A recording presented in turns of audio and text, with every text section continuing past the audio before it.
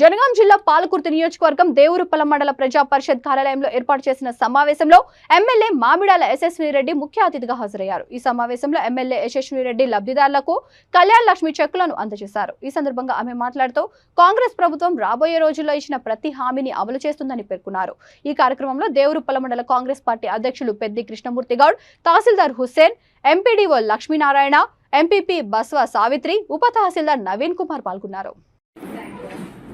Madam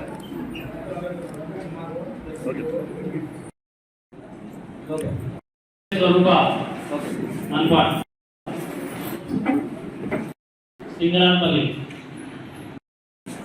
Bondugula ఉపమ మొటికల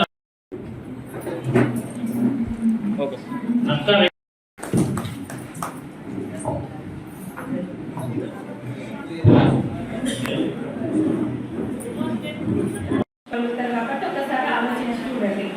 ఎన్ని రోజులు ప్రభుత్వం ఏర్పడాలనేది. మరి ముఖ్యంగా మహిళలు, ఆడబిడ్డలందరూ కూడా అందరికీ అంతర్జాతీయ మహిళా దినోత్సవ శుభాకాంక్షలు. ఈ నెల 8వ తారీఖు నుండి, కానీ మనం ముందే చెప్పుకుంటున్నాం. మహిళలు తలుచుకుంటే ఏదైనా చేస్తారు కాబట్టి అన్ని రంగాలలో మహిళలు ఇంకా ముందుకు పోవాలని మనస్ఫూర్తిగా కోరుకుంటున్నాను.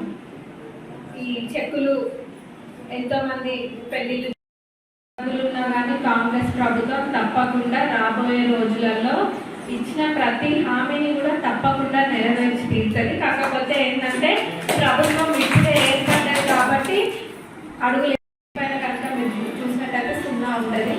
మీరు ఏం కట్టాల్సిన అవసరం ఉండదు.